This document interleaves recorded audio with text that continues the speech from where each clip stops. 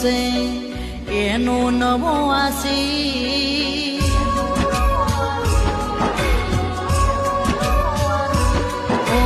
કેટલો અમીર હશે એનો નવો આશી કેટલો અમીર હશે એનો નવો આશી મારી મોહબ્બતને ખરીદી લીધી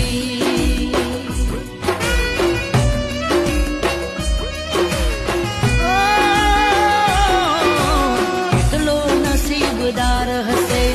એનો નવો આશી કેટલો નસીબદાર હશે એનો નવો આશી મારી મોહબ્બતને ખરીદી લીધી